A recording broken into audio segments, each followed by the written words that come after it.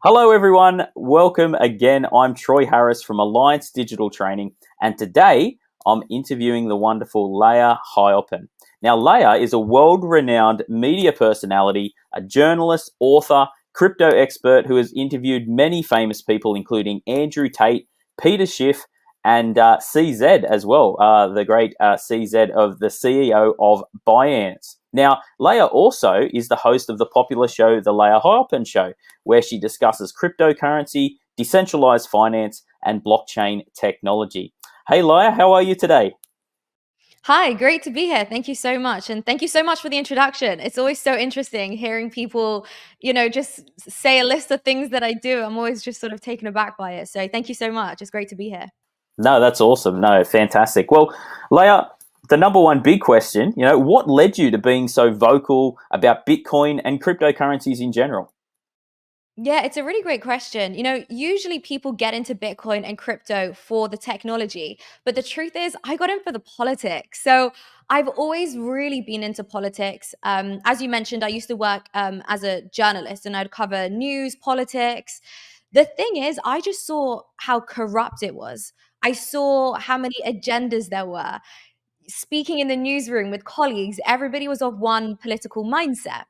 And so I didn't really feel aligned with that type of work anymore. And fortunately, I was actually given an opportunity to cover blockchain and cryptocurrencies also as a journalist. And it was then that the penny dropped for me because I felt that the pressure was off. I could speak freely. I was around with people who were much more aligned with me. And this was actually in 2017, 2018. And I continued to work in this field. And 2019 hit and COVID hit. And that was when the orange pill moment really happened. And I understood that, they can lock you in your home, they can take away your freedom, they can do all these sorts of things.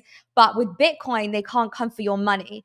And that is when, for me, the orange pill moment really happened. It was the alignment of politics, the alignment of freedom, and actually looking at Bitcoin as this vehicle which enabled all the things which I've been craving from the world. Yeah, no, that's super interesting, and it's always good to hear people's reasons. And there's so many reasons. This is the beauty of Bitcoin and crypto, isn't it? So that's fantastic. Well, I guess you would have heard plenty of these, but what is the biggest misconception that people have that you think around cryptocurrencies, in your opinion? Yeah, I think the biggest misconception, and I will say I think this is done on purpose, which I'll get into, but I think the biggest misconception is that people think Bitcoin and cryptocurrencies are for criminals. They think it's predominantly for people who want to have and want to be part of illicit activity. The reason this is because of the word encrypted. It sounds private. It's anonymous. You don't have any names to it. It's not like a bank account whereby the government knows which bank account belongs to who's holding what kind of money. So that for me is the biggest misconception, especially when it comes to avoiding taxes. But the issue here is that with crypto, as you know, there's a transparent blockchain. You can literally see every single transaction that has ever happened. And that's why I say to people, if you do want to do something which you don't want the government to know about, I say, why would you use crypto? They can follow it, they can trace it back to the original source because of the transparent blockchain. I mean, even the US government has instructed stablecoin providers like Circle and Tether to freeze wallets, and they've done it before. And most illicit activity actually occurs with cash, not crypto.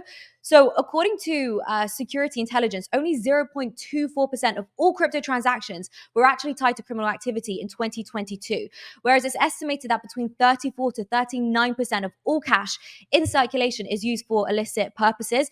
These numbers are staggering. And the fact is, cash is the best tool to use for criminal activity, for avoiding tax, whatever it is. But they don't want people to know this because crypto is such a powerful tool that enables freedom. It enables people to it banks the unbanked. It does all these different things. It puts people on the financial map. It really gives people freedom and power. And so if they brand it as something dangerous, brand it as something criminal, you're naturally deterring people away from adopting crypto. And so I think education is so important. I think simply telling people, there's a transparent blockchain. Never use it. Never use crypto for illicit purposes. I think that is the most powerful misconception that there is right now. Okay, awesome. Well, that's there's so many misconceptions out there, and I mean you've covered some absolute beauties there. That's for sure. So what is the biggest mistake that you think that people are making when it comes to cryptocurrencies? Oh, such a good question. People are leaving their money on exchanges. That is the biggest mistake. And the problem here is that leaving your money on an exchange, the exchanges can go bankrupt. And we've seen that happen numerous times. We saw it happen at the end of 2022. We've seen exchanges turn out to be scams, turn out to be fraudulent. And so people really need to learn to take self custody. The issue as well with leaving your money on an exchange is we get to a point where when these exchanges do go bankrupt, like we saw with FTX, it completely crashes the market. People lose a lot of money. And then suddenly people don't want anything to do with crypto anymore. And so they think it's an issue with crypto rather than an issue with custody. So people desperately need to learn to take self-custody. And then it's not just, taking self-custody, it's then understanding and learning how to securely take self-custody. Learn, what type of self-custody you want. Do you want to have a soft wallet? Do you want to have a hardware wallet? Because people need to understand the difference between those two things. You can leave your money on a soft wallet, but then that money can get hacked because technically, it's still connected to the internet. If you have a software wallet on your phone, well, what if your phone gets stolen? Or what if, you leave your phone out and you're in a public place? Maybe you're around people that you can't necessarily trust. They can easily go on your phone if it's not locked and they can move the money. So again, people are going to think that this is an issue with crypto, but it's not. And so this is why I always tell people the most important thing to do is to take self-custody with a hardware wallet and learn all the different things. So learn what a private key is, learn what a public key is, learn what a seed phrase is. And then it goes deeper than that, because then you have to learn, how do I safely secure these keys? Do I write it on a piece of paper? Well, I wouldn't recommend writing your seed phrase and the backup to your entire life savings on a piece of paper, because what if it gets wet? Then it's ruined. What if your dog eats it? What if there's a fire? Really simple things. Paper can just simply, the ink on the paper can just erode over decades. And so I would then say engrave it on a metal sheet. It's just a rabbit hole of education, because what type of metal sheet? Should it be coded? So I always say, never make it too difficult. Never rearrange your seed phrase. Never put one word in one country and one word in another. No, have everything in one place. I definitely would recommend a hardware wallet and a metal sheet. Have it engraved and make your life as simple as possible. I think self-custody is the most important thing. And it's when people make those mistakes that they tend to be put off by it. I know loads of people. I think there's a famous guy who he can't remember the keys to his wallets, and he's got his life savings on there, maybe like, I don't know, $200,000 worth of Bitcoin trapped on a hardware wallet. So it's all good having a hardware wallet, but then you have to learn how to custody those keys correctly. So education and practice is the most important thing. And also, I'll add another really important thing as well, is people are sending money and it's getting lost. And the reason they're doing that is because maybe there's an incorrect number or character on the address that you send it to. And so a really important practice to make, and to make sure that you're implementing into every crypto transaction that you do, is to make sure that you send a test amount first. I always do it. Always a test amount. I will send as little as $10. It does not matter. Always send a test. And then once that's arrived safely and both parties can confirm the money has left mine and you've received it, then you can go ahead and send the remainder. It's so important, because if you do these little things wrong, you're just never going to touch crypto again. It's real. I love what you've just said, because it's really just a 101 in everything that I know that we teach, and it's so true, And I mean, there's so many horror stories you hear of, and also being myself, I've been in the crypto space for 7 years, since 2016, and I've personally know people who have had horror stories like that, and have lost keys and things. And yeah, it's so important. But at the end of the day, that's what self-custody is about, isn't it? That's the power of what we have. So, no, that's awesome. Well, looking back, I guess from your own personal investments, looking back over time, would you have done anything different with your own crypto portfolio, or any investments that you may have had? Yeah, this is an amazing question. I'm so happy that you asked it. And I've been talking about this a lot online, on Twitter, on YouTube, and a lot of my content. It's simply taking profit. That is it. The sell button, everybody's afraid of the sell button. It's a terrifying button because we get so greedy. We're in the middle of a bull market, all those dead altcoins, all those dead meme coins, they're pumping, everything is pumping. And you feel like this could go on forever. The euphoria is crazy. And you get so greedy and you think this is going to go on forever and you forget to take profit. And this is the mentality that happens. The market will pull back slightly. Even with Bitcoin, the market will pull back slightly. It'll go back up, then it will pull back even more, and you still won't take profit because you still think that the market is going to recover. And so one thing which I would do differently is to take profit.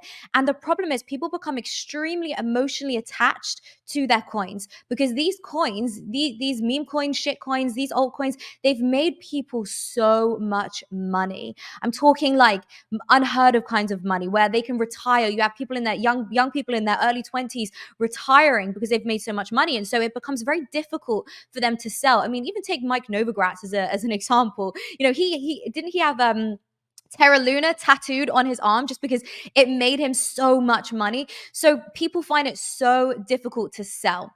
And then you have Bitcoin, which is also extremely difficult to sell, not because it's necessarily made people so much money, which, obviously it has if you got in extremely early, but even if you're new to Bitcoin, it's very difficult to sell because the currency is extremely philosophical in a way that no other currency is. And so people get extremely emotionally attached to Bitcoin. They feel like this is their tool for freedom, which it is. But because it represents such an anti-establishment mentality, it's very difficult to sell. You sort of feel that if you're, selling into dollars, you're a bit of a sellout. When in fact that's not really the case. The fact is you have to save yourself and save your family and save yourself from inflation. And the best way to do that really is to make money and is to do whatever is necessary. And if that means to sell, then you should sell.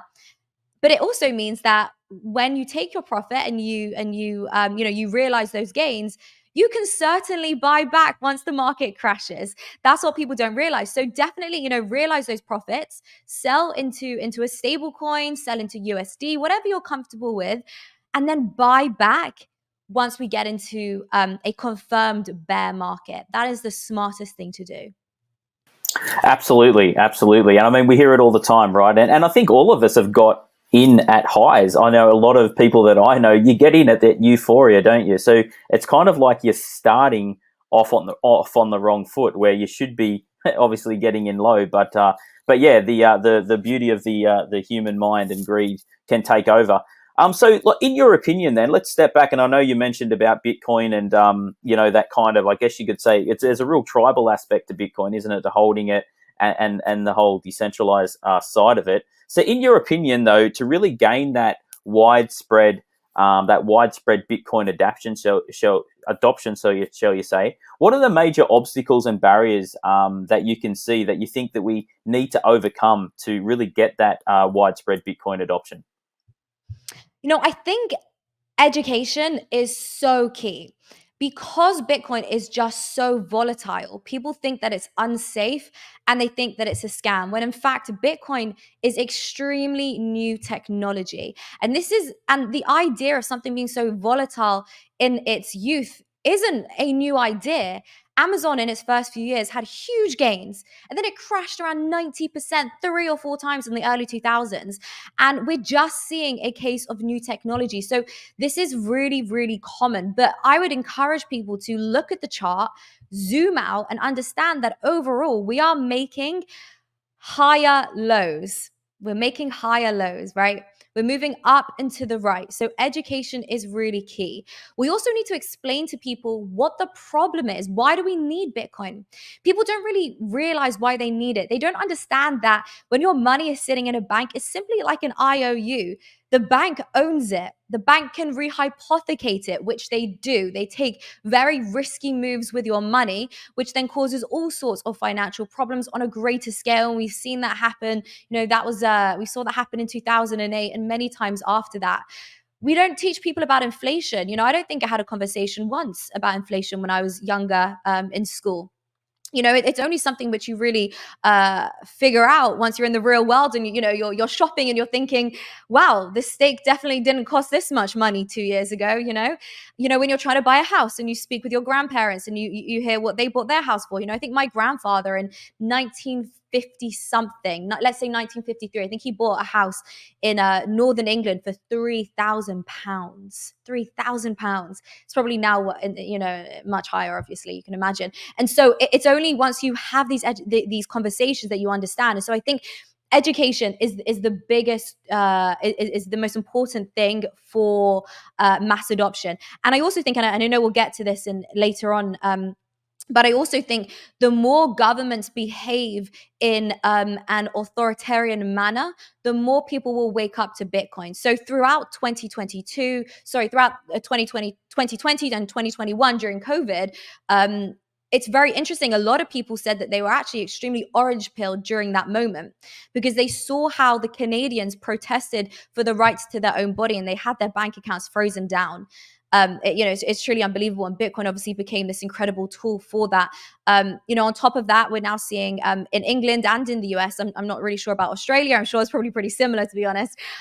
But people are also having their bank accounts shut down for no reason other than they're not sort of towing the correct line. They're extremely anti-establishment.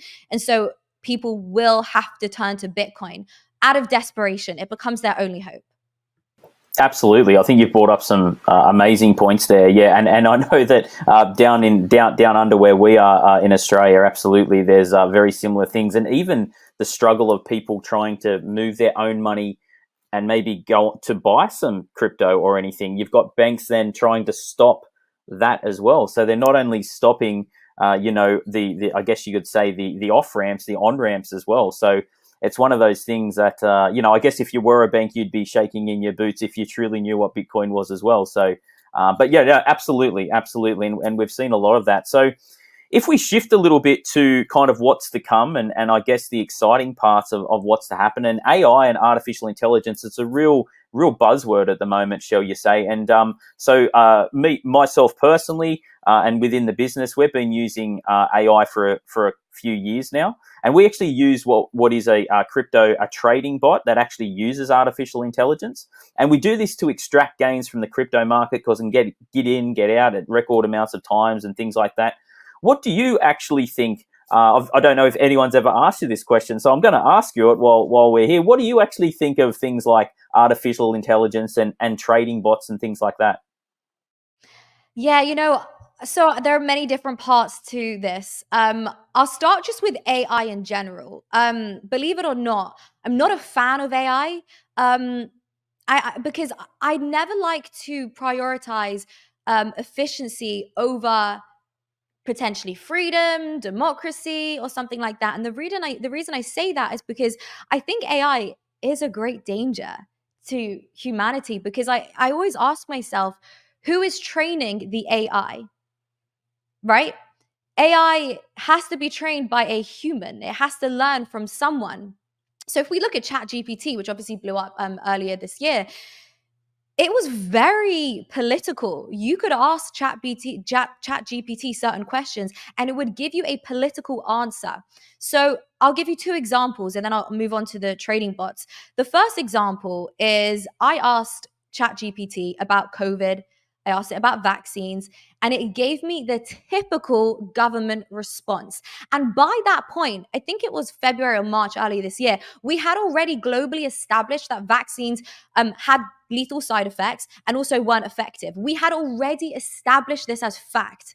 And yet ChatGPT was still giving me the government response. That's a big issue for me. I then went on to ask it about traditional gender roles and this and that. And it told me that traditional gender roles are bad. It started talking about the patriarchy and all sorts of things. And again, these are really left-wing ideas that this AI, which I'm supposed to just trust, is now simply regurgitating. So that's my issue. Who controls the AI?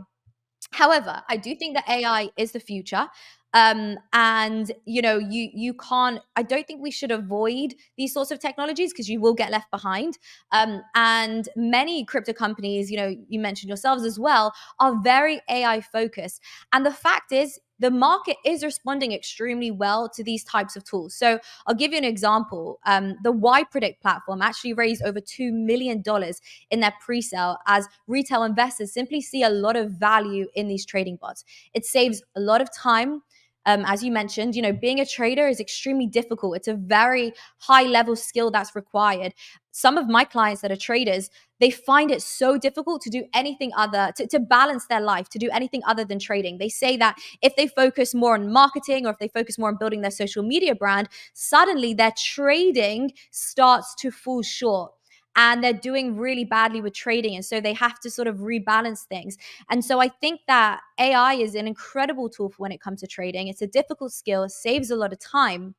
But I do think it can potentially lead to a lot of hot air in the market. So kind of similar to how I started this response.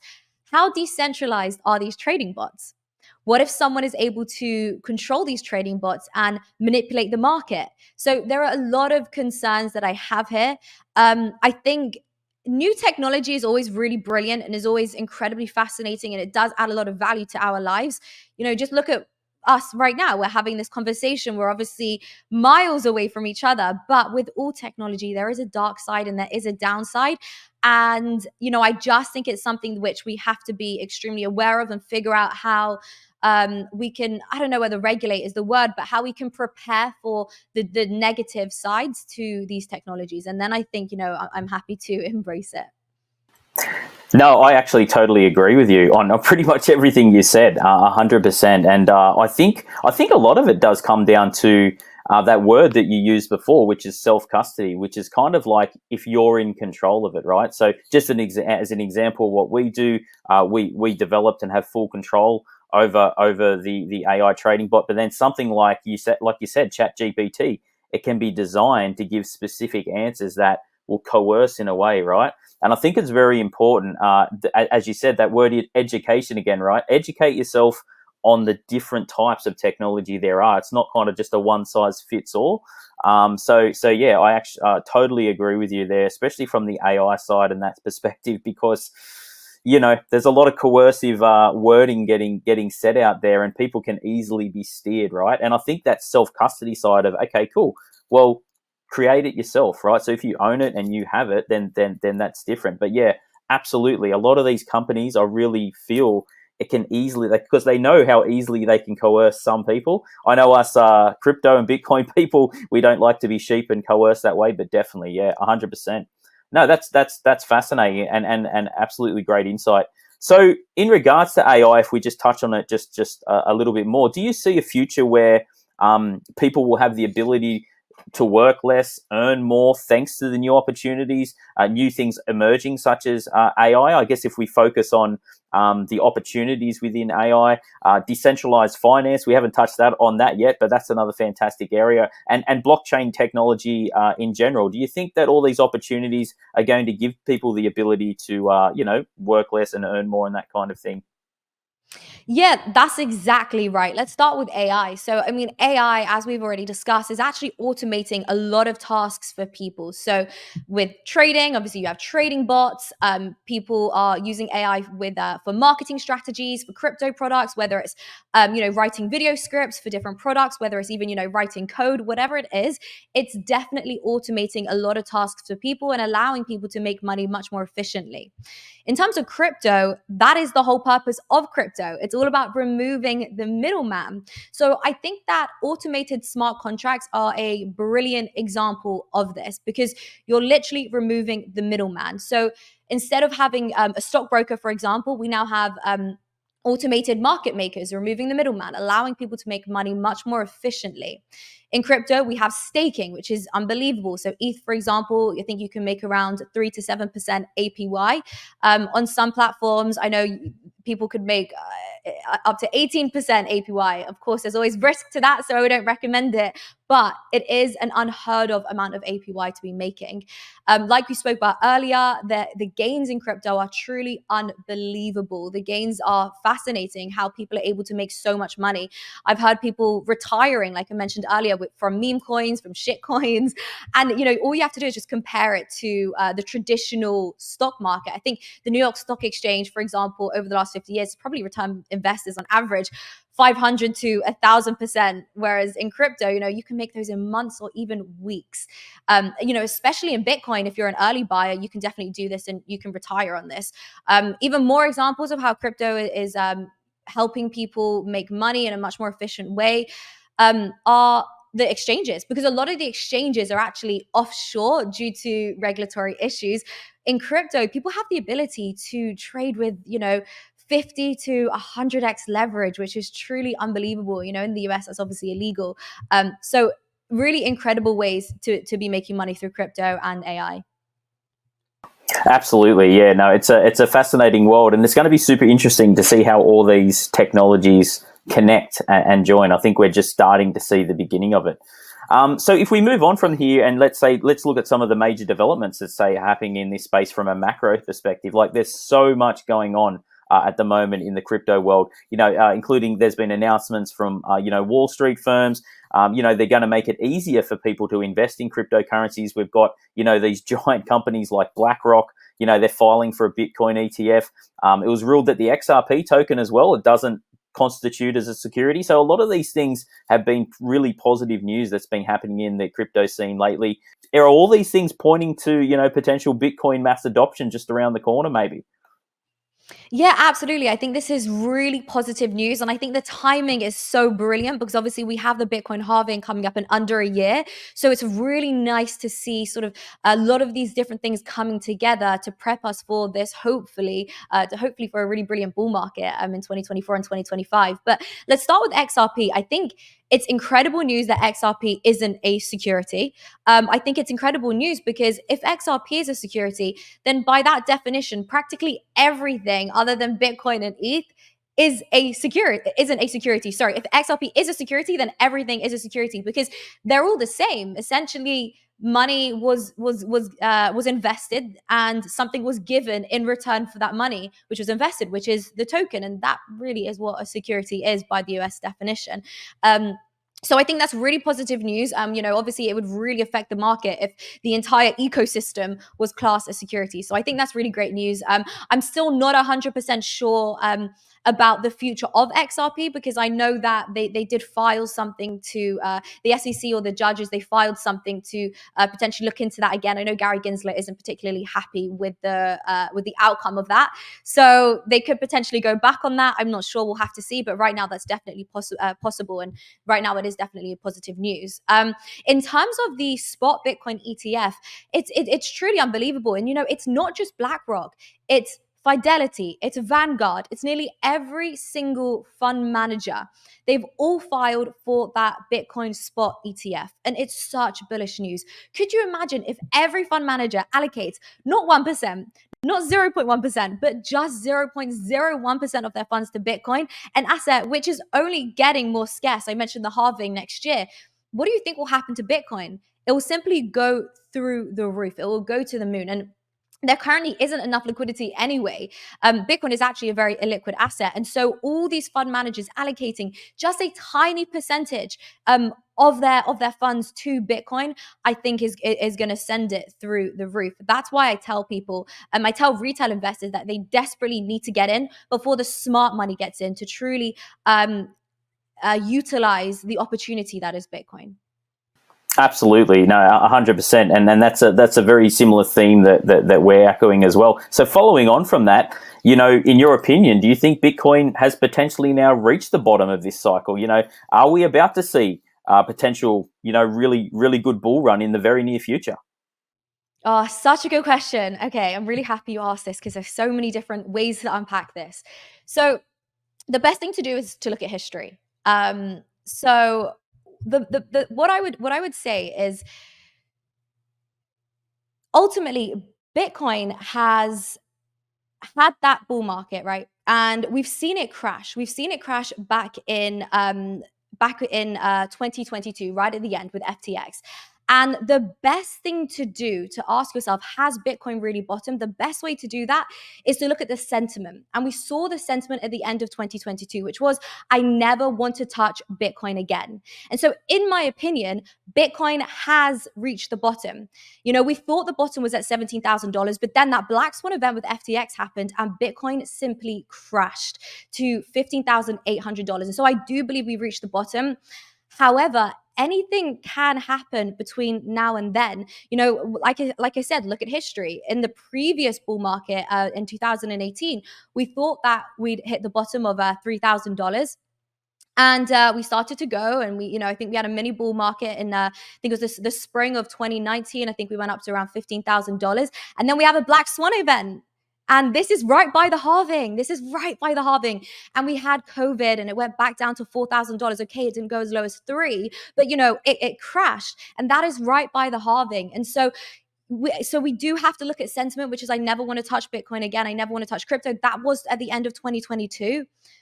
But anything can happen between now and then. However, just because of where we're at in the cycle, and we do have that halving coming up, I don't think it would mean that we're going to have a cold winter. I think the cold, stretched out crypto winter is over. I think we've had that. And any type of Black Swan event which causes us to bottom again, there'll be a very quick recovery like we saw in March 2020. Yes, absolutely. No, it's super exciting times, that's for sure. So I'm going to ask you the potential $1 million question, right? Because we never know. There is all sorts of numbers being bandied around out there. But what do you, Layah Heilpern, believe that Bitcoin will be worth in 2025? Okay, so I'll give you a similar response in that the best thing to do is to look at history. So if we look at the bull market in 2018, 2017, 2018, the bottom, as I mentioned, was $3,000. And in 2021, we saw that it appreciated all the way up to $69,000, which is a 23x. So let's just say we were to do something similar again, but I would be conservative because Bitcoin pumps less and less every cycle because obviously there's more liquidity. So if we half that 23x and we say, okay, maybe it'll pump 11.5x, and I think that 11.5x is conservative, but I want to be conservative. So let's take the bottom of the previous cycle, which is I think around $15,800, and we times that by 11.5x, we get to around $172,000. So $172,000. I actually believe this is an extremely realistic number. I think we could probably get to this number at around 2025. I think it's extremely realistic. I also think it's quite conservative. I would be more inclined to see more of a $200,000 Bitcoin, particularly because of what we've discussed. All the smart money getting in. The SEC obviously not classing Bitcoin and the rest of the crypto market as securities. So I think $200,000 is a far more realistic number, but I will be more conservative and say, $170,000 is a very realistic number for Bitcoin. The thing is, it's not going to pump as hard ever, but it also means that it's not going to dump as hard, which is also a really positive point to make. Absolutely, yeah, no, for sure. So we mentioned we talk about Bitcoin a lot. It's kind of like, I guess you could say, the standard of crypto, isn't it? So is there any other, say, cryptocurrencies or maybe areas of cryptocurrencies that you're most bullish on, and why? Yeah, I mean, well, it's a great question. Bitcoin really is the one which I look at as a blue chip crypto, the one which I think is the most reliable. And there is a lot being developed on Bitcoin right now, which I think we should highlight, because obviously there's Ethereum and all the other cryptos, and obviously there's a lot being built on Ethereum, but quite unique to where we're at in the cycle right now is what is being built on Bitcoin. Obviously they had the Taproot upgrade, which actually enabled ordinals, NFTs, and these are the sorts of things that we didn't really have in the last cycle. And so I'm actually really interested to see how that develops and whether that is actually adopted. Ethereum, I don't particularly like Ethereum. However, I don't think it's particularly decentralized. I do think it's a World Economic Coin. World Economic Forum coin. I think they're very pro Ethereum, which makes me quite skeptical. But I am bullish on Ethereum, objectively speaking. Everything really is being built on it, from the metaverse to NFTs, DeFi, stable coins, which obviously take up a huge chunk of the market. And I think Ethereum is the best risk reward play, in my opinion. It's going to pump harder than Bitcoin. And it is still that blue chip asset, coin, cryptocurrency, in my opinion. And of course, I think it's interesting as well that the SEC is leaning towards Ethereum not being a security. Everything else is just too new. It's not that I don't think other things are interesting. I think a lot of things are interesting. People building decentralized internet. I absolutely love privacy coins. I do think all these things are interesting. AI trading bots, anything related to AI, of course, I think that's going to do really well in the next bull market. But it's just too new. And so, I'd never advise people to put cash there unless they are, willing to lose. Never invest more than you can afford to lose. But if you are looking for those blue chip, more guaranteed crypto assets, I would always say Bitcoin and Ethereum. Yep, absolutely. No, very, very measured answer, and I love it. Very, very similar to what we say. So let's have a look. Let's go back a little bit to the macro side of where we're looking at in the general market. And we saw 4 banks, some fairly large banks, right? They collapsed fairly recently, only a few months ago. And, the fact that people's money, we use this word, might not be safe. I probably think that you and I and a lot of other people probably think really isn't safe in banks. That case for decentralized finance seems to be really building. Is decentralized finance the future of finance? I definitely think it is. Just like AI is the future, so is DeFi. We are seeing so many jobs being replaced in real time. Unfortunately, people don't really care about the human, the individual losing their job. All they care about is fast, efficient, and cheap payments. And that is what DeFi is bringing. Everything is becoming automated. One of the main aspects of traditional finance that's being replaced is stockbrokers. They're being replaced with automated market makers. And that is what DeFi is bringing in.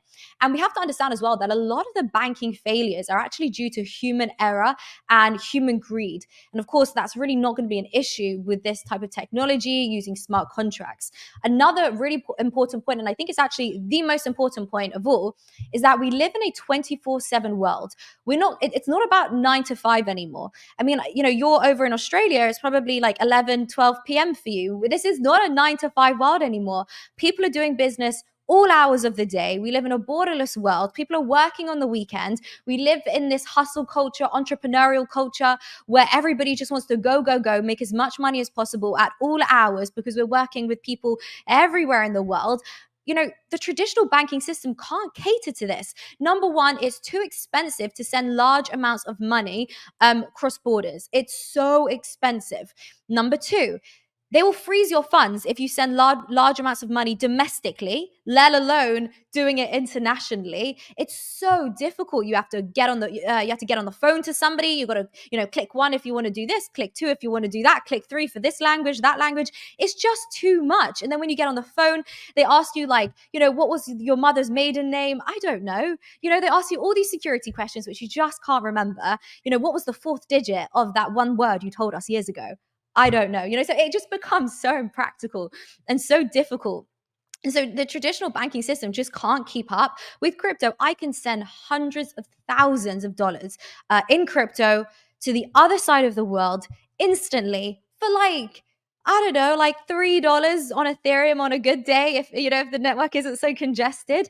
And so they just can't keep up with it. I'm sending money on weekends. I'm sending money at ridiculous hours. And so it is the future. And it's good. It's funny because this sort of leads to the CBDC. I think the CBDC will come in, as a way to be competitive, as a way to compete with DeFi. But we'll get to that. But I don't think it can directly compete. Absolutely. Yeah, no, it's so true. And I was the next question I was going to ask you. So, do you see DeFi as a real threat to the current banking system? But I think you pretty much answered it. Answered it in there. Is there anything you wanted to add on? Any other threats you can talk about? No, I just, I look at it as borderless, permissionless, fast, cheaper. We live in a digital world. We need money which caters for it. Everything is automated, and people that they don't want to speak to a human anymore, do they? Like I said, it's just you got to call up Karen at HR, and hopefully she doesn't freeze your funds, and then once they're frozen, they're like frozen for like 3, 4, 5 days. And I think with some banks in the UK, I don't know what it's like, obviously, in other parts of the world with different banks and stuff like that. But with some banks, you actually got to physically go down to the store to get it unblocked and unfrozen. And it's a nightmare. And actually, something which I will add to that is, and actually, this is a really important point. So I'm glad you asked me the question again in some ways. We are in a global market, right? And so I'm based in America, and I have a choice. And I had this choice. I could have hired somebody for around $5,000 to $7,000 to redo my website, or I could hire someone from Pakistan to do my website for me for $500 to $1,000, whatever he wants, right? And this individual in the less economically developed part of the world may not have a bank account, and so I can pay him in crypto. And so now me sitting in the West is now financially incentivized to use DeFi. He doesn't have a bank. I'm not like, I'm not going to pay somebody in the US $7,000 for something I could pay somebody who can do just as good of a job, probably even better, because they have more of a direct interest in providing better value because they need the money more. And I can pay them, and now I'm financially incentivized to use DeFi. And that's a really important point. Yeah, absolutely, absolutely. It really, once again, it's bringing all those borders down, isn't it? It's really that borderless nature, for sure. So you mentioned that evil word, evil letters before, shall we say, and we're going to cover them right now. Many countries, including the US, right? So I know you mentioned that you're based in the US currently. They're working on creating these CBDCs, and it's scaring a lot of people, as it should be. So do you see what we've just spoken about with crypto, decentralized finance? It really, and I'm sure you agree, it really is a way for people to sidestep those CBDCs, isn't it? Yeah, I mean, I think that Bitcoin is the best way to sidestep a central bank digital currency. Not all cryptocurrencies are decentralized. Stable coins aren't decentralized. I thought it was very fascinating when Circle was able to regain its peg earlier this year. Of course, not without the help of potentially the US government and other big players. And like I said, these stable coins are programmable. And so we could get to a point where, the only way to get hold of a stable coin is to use a CBDC. And so that would become a very interesting way for governments to force people to use their digital dollar, but also to infiltrate cryptocurrency. And so in order to sidestep a CBDC, the best thing is Bitcoin. The rest is extremely programmable. We can even get to a point where the only way to buy on an exchange is through a CBDC, right? So if you want to buy Bitcoin, let's say on Binance, we could get to a point where you actually can only be on ramped via a CBDC. And so then Bitcoin doesn't really become your solution. But of course it can if you continue to transact peer to peer, how Satoshi always intended. So you're buying non KYC Bitcoin. You're just trading with your friends. I think that's the most powerful way to sidestep a CBDC. Getting away from exchanges, getting away from anything which is potentially programmable. I'm focusing solely on peer-to-peer Bitcoin transactions. Absolutely. So, moving on to, let's say, some recent other interviews that you had with some other people, and I'm always thrilled to listen in and follow along with some things. And I know recently you actually debated the one and only Peter Schiff, who is very anti-Bitcoin, very anti-cryptocurrencies. What do you think that he's the most wrong about? Gosh, this was one of the most stressful debates of my whole existence. Really, it really, really was. I think he's wrong about everything. His mentality, unfortunately, is extremely archaic. I understand that he does have a lot of money with gold, and his wealth advisory company, of course, has made him a lot of money, and therefore it's in his best interest to advise on traditional finance. We have to understand that it would go against his very business to promote something like Bitcoin. And that is actually the same with a lot of people of his generation and even older. I think it's the same with people like Warren Buffett, Charlie Munger. It goes against, even Donald Trump, it goes against their own financial interests. These people have huge stakes in the stock market. Warren Buffett owns the whole thing practically, and so it goes against their own business interest to promote something like it. Peter, I think he needs a fresh outlook on new emerging markets and the evolution of fintech like DeFi and Bitcoin and everything that we've been talking about today. But like I said, it's very common to have that archaic mindset.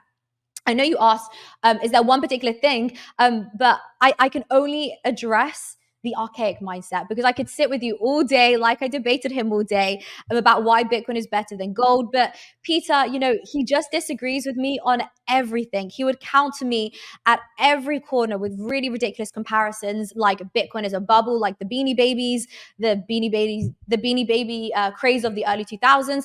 So I found it impossible to actually have a professional intellectual debate with him.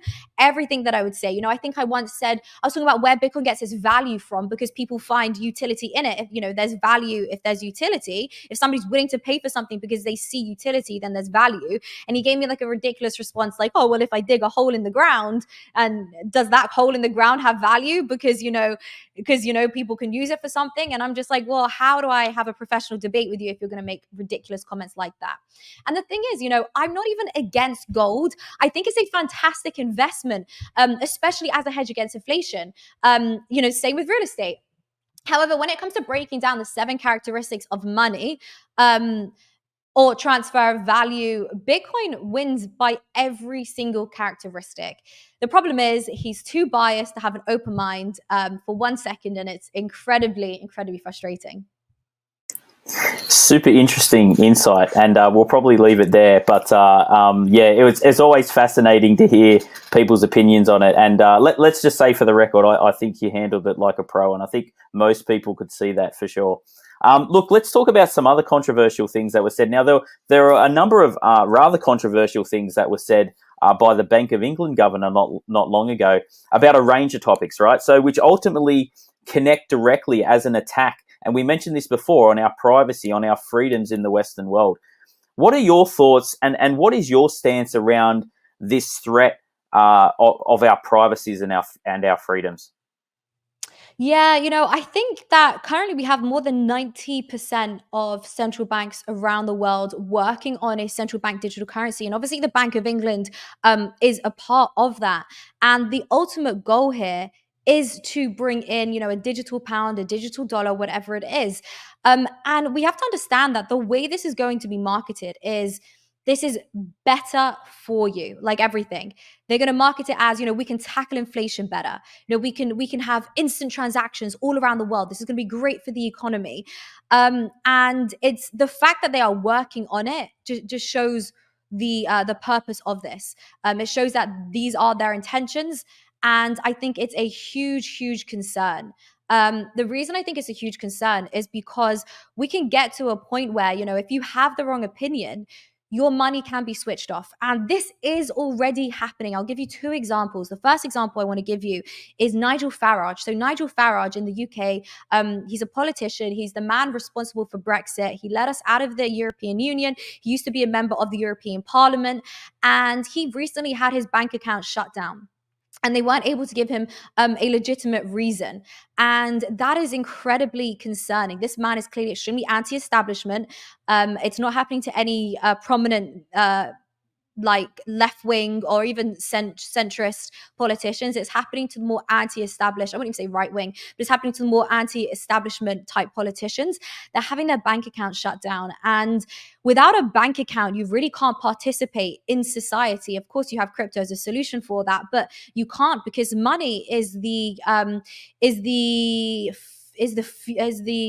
do I put this? Money is the energy which fuels your life. So if you don't have access to your money, you really can't do anything. And the central bank and governments, they are extremely aware of this reality. And so it's extremely concerning for me. We talk about the truckers in Canada.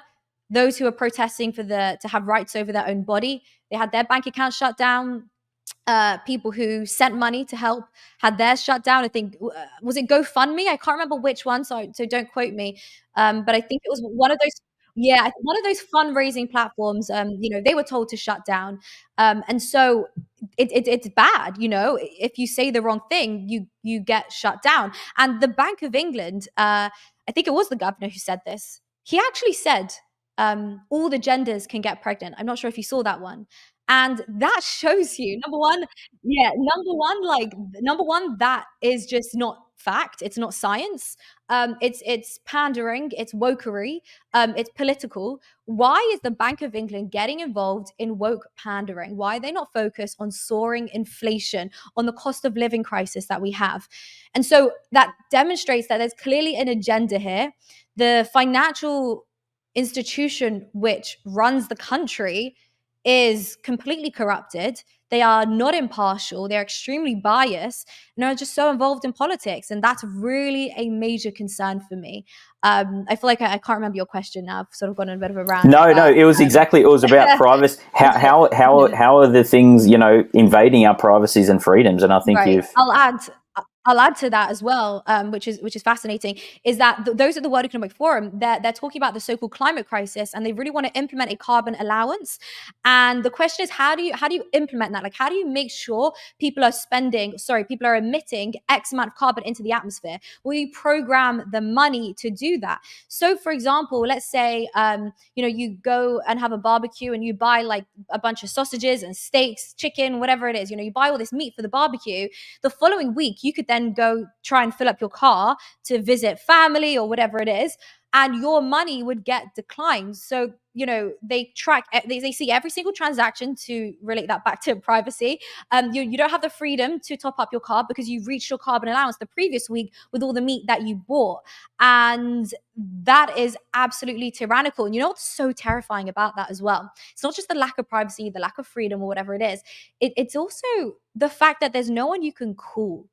Like, there's nobody that you can say, hey, listen, like, I know I went over my carbon allowance with all the meat last week, but like, my family member is really sick in hospital and I need to go see them now, but I can't fill up my car. Could you please like unblock my CBDC? Like, there's no one that you can call. And it's going to become extremely dystopian. And quite unbelievable. And so, yeah, it's not a world that I want to live in, and it's not a reality that I want to live in. So I'm happy that we're having these conversations to educate people about what could come next. Absolutely, yeah, for sure. And I just touching on a bit of work that you've done. So in your actual book that you have, Undressing Bitcoin, which is a great book, and I've read it before. It's fantastic. You spoke in great detail about the need in the world for a hard fixed supply currency, right? Like Bitcoin. And you broke down Venezuela's currency issues and all that turmoil they've been through and things like that. Are there any other countries or regions that you can see that are at threat of this, or are we all at threat of something like this? Yeah, no, absolutely. Nobody is safe. We are all at threat, because we have to understand that the central banks around the world, like the Bank of England, the Federal Reserve, the European Central Bank, and all the other central banks are all connected to each other. They all directly report to the International Bank of Settlements in Switzerland. And so the International Bank of Settlements, along with the IMF, actually influences fiscal policies of all the central banks. This includes interest rates, quantitative easing. Irrespective of the autonomous domestic economies, they have absolutely no control as a sovereign nation, because they're simply not sovereign nations. And so what I expect to see is that they will continue to lower interest rates and then higher them, which of course destabilizes the economy. They will continue to print money, which rots people's savings. And so I don't believe there's any running from it. The global economy is all connected, and all of our money is going to rot through inflation. It's just a matter of time. And I think that the weak currencies, like we've seen with the Venezuelan bolivar, will rot first. And then I think the stronger currencies are going to be the last to go, probably the British pound and the US dollar. And so I see them as all connected, and there's really no running from it. Yeah, absolutely. Especially with as you said, we're in this borderless society, isn't it? It's all going to kind of filter over everywhere. So, looking back at the history of Bitcoin and its creator, Satoshi Nakamoto, and the work that was done by the entity, the person, whatever it is, you point out in your book as well about the importance of Bitcoin being the innovative digital currency that was able to solve, in particular, the double spend problem. So, do you think this problem is just another reason why centralized figures and figures in power, shall we say, are feeling threatened by Bitcoin? So the double spend problem that Satoshi solved is obviously an amazing solution in book and entry keeping. I think it's really revolutionary, and I think the double spend problem was the key issue with having some kind of like e-money. I think even in the 90s they had some kind of e-cash, and they couldn't quite they couldn't quite solve the double spend problem. So it's definitely very revolutionary. However, I don't think it's quite the double spend problem, which is the reason why governments, central banks, and the establishment at large don't like Bitcoin. I think they don't like Bitcoin because it's so decentralized, and so they can't control it. The fact that it is decentralized is the biggest issue here. They can't change monetary policy. There's a fixed supply, which is also extremely important. There's only ever going to be 21 Bitcoin, and so they can't print more of it in order to fund their wars, which of course is the only way that wars are funded, through the printing. It's anonymous, and of course, like I said earlier, it is traceable, but it is anonymous, which makes it extremely difficult. It's why they also don't really like cash, and they're trying to make cash illegal. Anything anonymous is obviously going to be extremely difficult to trace. It's just more headache for the governments, right? They'd much rather have something have something like CBDC, where you have a digital identity and everything's just sort of connected in one place. That's what they'd much rather prefer. And we also have to understand as well that, like, when people buy Bitcoin, it is a completely different system. And so what you're doing is you are completely removing yourself from their traditional system. It's not like holding a stable coin, because with the stable coins are very much, as we've seen with Circle, integrated into the traditional financial system with banks and everything like that. Like I also said, they're also programmable. Governments have frozen Tether and USDC addresses before, unlike Bitcoin, which of course can't be frozen. And so when you do when you do buy Bitcoin and you adopt it, you're removing money from their traditional financial system, and that weakens the dollar, and that weakens their entire existence, essentially. So, Layah, let's touch on a little bit about yourself, right? So, I always find it entertaining following people on Twitter, and I mean, sorry, X now, isn't it? Following people on X, and the different things that go on there. It's always quite entertaining, and I must say, it is always entertaining. Following yourself and some of your things that are mentioned and things like that you're very passionate about, and I think it's fantastic because it connects. And as a Bitcoin and crypto person, I understand exactly where you're coming from. So, but people look at it as, say, quite controversial takes on many topics, right? But why do you think people do get so triggered online? Do you think it's something to do with that, say, because people are so indoctrinated into the certain systems and people can't handle different ideas outside of that? They just can't comprehend it? Is that what you think it may be? Well, firstly, I think it's important to realize that we live in a really polarizing society. I don't think before times have ever been so polarizing. You can just tell by, if somebody has one opinion, which way they vote, right? Like, let's take America, for example. If somebody is like anti-guns, I know everything else about them. I know their stance on COVID. I know their stance on freedom. I know their stance on money. I know their stance on feminism. I know their stance on practically everything. And so we live in such polarizing times. And I also think that people are extremely on edge right now, more on edge than they've ever been, because we have this cost of living crisis, we have inflation. COVID really did a number on people's brains. It had them just like in a constant state of fear, and you don't know who you can trust. And there's a lot of flip flopping from governments, and like, you don't really trust the government, but you don't really trust anyone around you. It sort of reminds me of like Eastern Europe, back in, like, I don't know, the 20th century, just to go on a bit of a tangent. I was in Romania a couple years ago, and I was learning about the dictator there and everything, and Ceausescu and all the things that he did. And I remember the tour guide telling me how everybody was on edge. Nobody trusted anybody just because of what everyone had been through psychologically. And that's sort of where I feel that we are at. Nobody trusts anybody. And so everybody is so triggered by little things right now. So yes, we live in a very polarizing society. The second point is we're online, and so people feel there are no consequences to their actions. You say certain things to somebody in real life, you're going to get punched in the face. You can say what you want online. So there is that level of like heightened, verbal violence, if you like. People do say a lot more drastic things. But in relation to my content, I think people are extremely triggered because people don't hold themselves to a high enough standard, and I call them out on it. For example, I speak about taking the vaccine out of convenience, and how, I think that's not very good. And how people, just bow down for a more easier and a more convenient life. And I told people off for this, and I think, I'm holding them to a higher standard than they're holding themselves. And that is why they get extremely triggered by it. I'm showing them the mirror.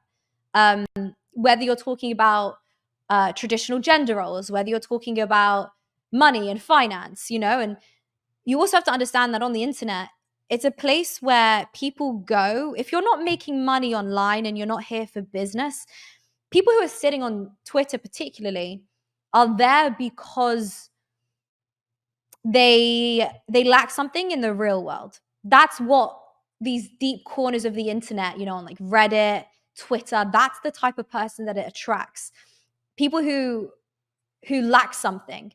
And so they're naturally going to be triggered when you say something, whether it's, oh, I love being so free, I travel the world, like being young and happy and free, they're gonna just be like, they're just gonna send all this awful rhetoric your way. And so there's just a lot of jealousy because, like I said, it's who the internet attracts, what type of character the internet attracts.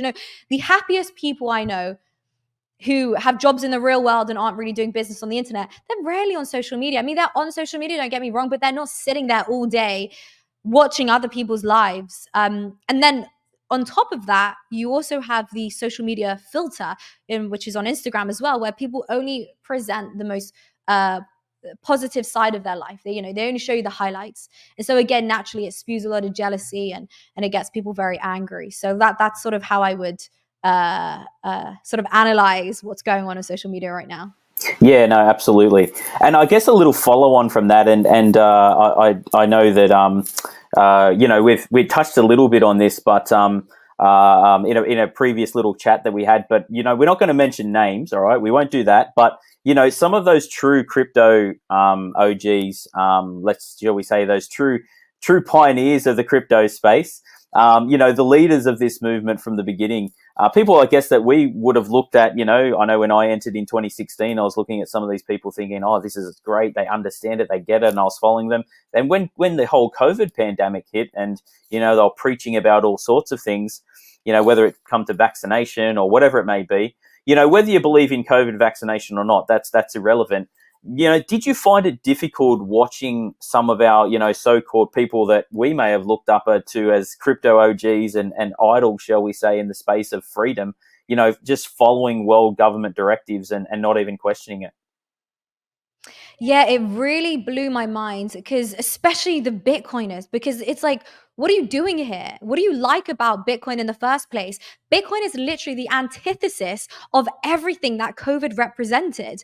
COVID represented tyranny. It represented absolute control. It was all about listening to the government. But I thought Bitcoiners were skeptical of government. That's the whole point. You want separation from state and yourself and your family. You want to have that separation.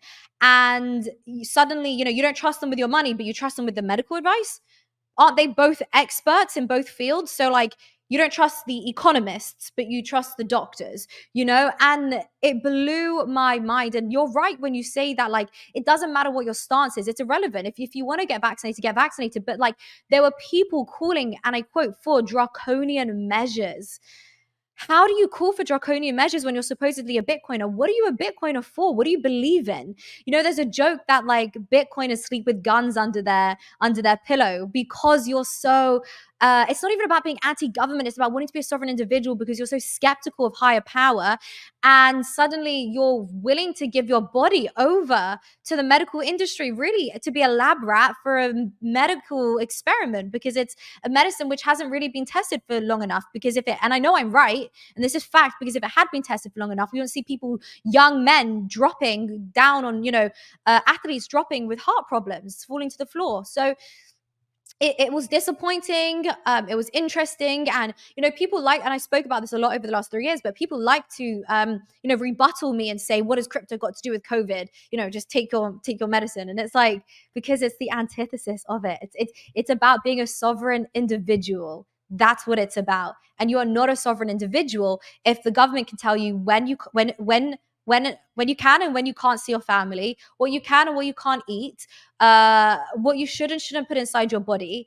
It's just shocking, really. And if we look at the financial system and how, trust the experts and they cause crazy levels of inflation, who's to say that the medical experts are any more competent? They're clearly not. So for me, it was very interesting. Yes, super interesting time, and just looking back at a few different things, and a lot of people have a lot of different takes on this next man I'm about to talk about, and he's also known as he's been known as a lot of things, but he's also known as, say, the most influential man in crypto. I've seen lots of headings for the man, and I'm talking about the CEO of arguably the largest, or you could say not arguably, it is the largest crypto exchange in the world, Binance, CZ as he's known in the space. I'd love to know your opinion, because I know that you've interviewed him a few times. You've got to know him quite well. And he, to me, he's kind of someone that looks like that he very much is a spokesperson for a lot of people in crypto. I'd love to know, in your opinion, do you believe, like, is he a freedom fighter? Is he someone that understands the values of what Bitcoin was created on? Yeah, so I know CZ quite well. I've interviewed him on my podcast. I met him in Dubai when I hosted Binance Blockchain Week in 2022. We had dinner together, and I think he's great. I think he's a real gentleman. I think he's a great businessman, and he gave me a lot of different advice and a lot of different tips, which I really appreciated as a KOL, as an influencer in the space, and showing me different opportunities that I could use with exchanges and stuff like that. So really nice guy.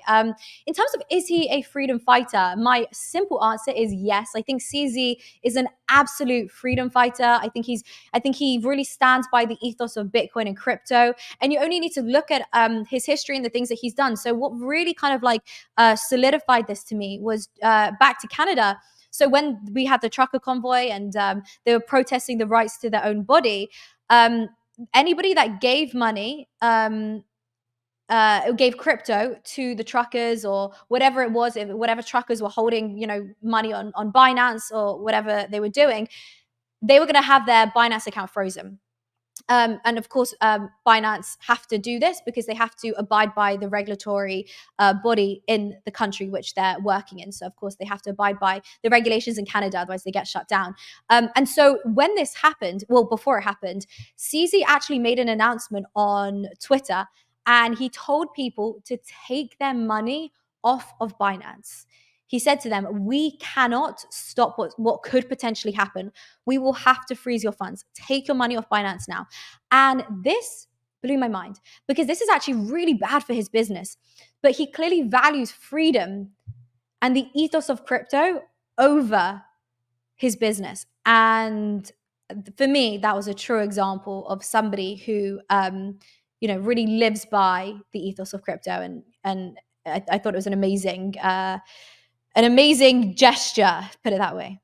Yeah, absolutely. And do you think him doing things like this, do you have concerns that maybe, I guess I'm going to ask a bit of a two-pronged question here. So number one, do you have concerns that, say, so much power in the crypto space could potentially fall at the hands of one person? I'm not saying that he put his hand up for it, but he's kind of inadvertently seems to have that kind of spokesman kind of figure. And then a second point of that, do you think it's a good thing? Do you think that he could potentially get targeted by centralized forces because of him being kind of like a go-to or a spokesperson for crypto? Yeah, I think in terms of falling at the hand of CZ and Binance is interesting because I think that's certainly what happened with FTX. That's sort of what sparked it. If you're in crypto and you're on crypto Twitter, you saw how that started and you saw how it played out, which was CZ, confessing that they're selling. I can't remember how much FTT in the It end, was but that fascinating to watch. that yeah, exactly. But that started the spiral of events that obviously took place. So yeah, but if Binance does collapse, it would destabilize the entire crypto economy. As you mentioned, it is the biggest exchange in the world and it does provide the most liquidity to the entire industry. I think Binance even holds the most stable coins and Bitcoin. So if it were to collapse, it would destabilize the entire crypto economy. So I think, yes, there is that concerning form of centralization with Binance. And I would also say that they have come after Binance hugely. There's so much FUD going on, to the point where CZ's now created this sort of in private joke on Twitter where he always posts the number 4 when there's FUD. That regulators are always coming after him, because yes, if Binance collapses, then I think the whole market would collapse. However, it is a free enterprise system, and Binance grew to that level because they didn't play ball like all the other exchanges, and so now they're having to play catch up with regulation. So yes, I do agree that it is a bad thing, and it would be nice to see if naturally an equilibrium can evolve. Instead of Binance doing $20 billion of trading volume, it could be naturally spread out through other competitive exchanges. I think that would be ideal. However, we will have to see if that ever happens, but that would be ideal.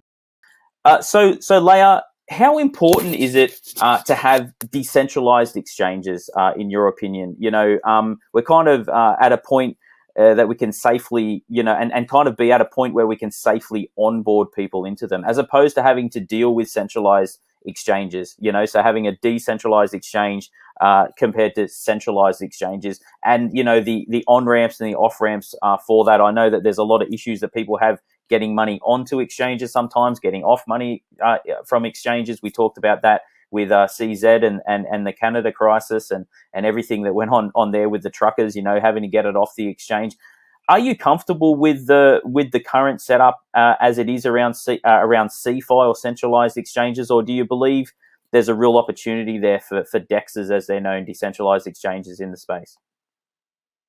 Well, as you've probably established from this conversation, I'm extremely pro-freedom, and pro-privacy and independence and being sovereign over your data and your information. And so, I do encourage people to on board in a way that doesn't require KYC. That's something which I personally would promote and value a lot. And like I mentioned, sometimes the best way to do that is peer-to-peer, because like you said in your question, these DeFi exchanges can sometimes be, actually they always are, far more technical than the CeFi exchanges. And so I don't really like to use CeFi exchanges. And so I think we desperately need a better user experience in order to onboard people to these DeFi exchanges.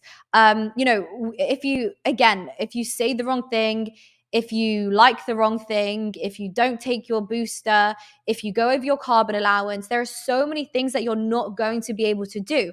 And buying crypto is one of them. Like we mentioned with Canada, we saw how Binance were warned and they had to freeze accounts of people who weren't doing as the government said. And so that's why DeFi is the only solution to that.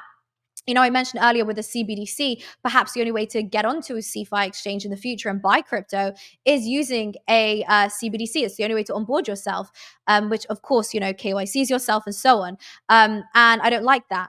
I like DeFi. I like no KYC, privacy, freedom, being a sovereign individual. But unfortunately, these exchanges can be extremely difficult to use. Uniswap, for example, I think I saw somebody try to change some money on Uniswap, and it was in the it was in the 6 figures, and they lost all their money just by like changing the money, just by like they transferred it to the wrong token, and then they did a wrapped version versus not a wrapped version, and then the gas fees. and they had to go through all these different hoops where really they just needed to make one swap, and they lost everything. And that's a real concern. And so naturally, people are going to pick CeFi for the convenience of it and the safety of it. And so I would really, really like to, have more education, but also like to see people, like to see companies innovate more, and create a much better user experience so that, DEXs really can be the future.